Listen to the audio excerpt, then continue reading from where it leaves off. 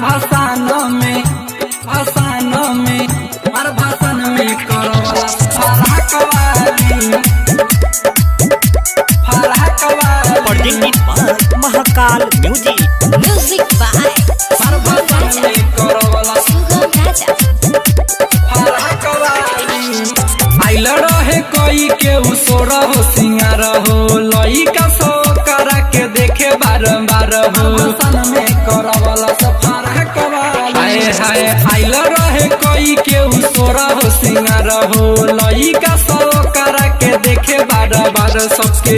नहजरी में गरला ऊपो सहकवाली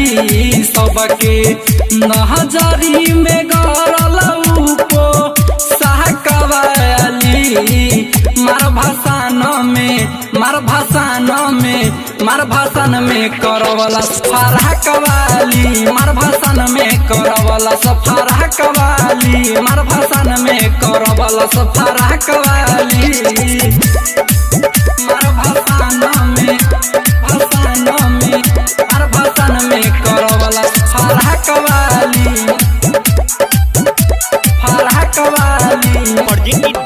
महाकाल म्यूजिक मार भाषण में करवला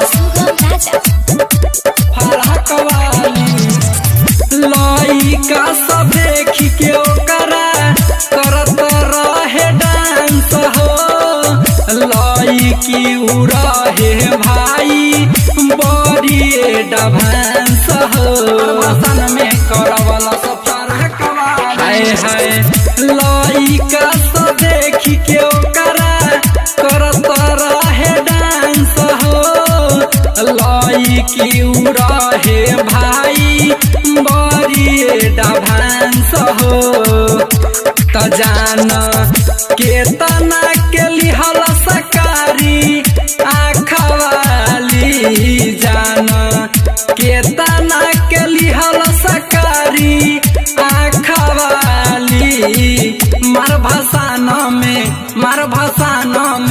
मार भाषण में करवला फरहक वाली मार भाषण में करवला फरहक वाली मार भाषण में करवला फरहक वाली मार भाषण में मार भाषण में करवला फरहक वाली mix by Amrish Lal music by मार भाषण में करवला फरहक वाली राइटर मणि भूषण अमरीश एकरे दीवाना एकरे चक्कर में पिटाइल मनीष मस्ताना में करवला फरहक वाली हाय हाय राइटर मणि भूषण अमरीश एकरे दीवाना एकरे चक्कर में पिटाइल मनीष मस्ताना त कवनो भूली न बात आजू रात वाली कवनो भूली न बात आजू रात वाली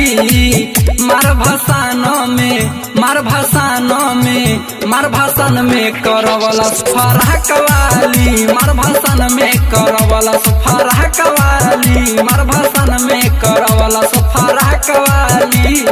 आइल रहे कोई के उसोर हो सिंगार हो लइका सो करा के देखे बारंबार हो भाषण में करवला फरहक वाली हाय हाय आइल रहे कोई के उसोर हो सिंगार हो लइका सो करा के देखे बार सबके नहजरी में गरला ऊपो सहकवाली सबके नहजरी में गरला ऊपो सहकवाली मार भाषण में करवला फरहक वाली मार भाषण में करवला फरहक वाली मार भाषण में करवला फरहक वाली महाकाल रिकॉर्डिंग स्टूडियो नरगा बाजार सीतामढ़ी बिहार।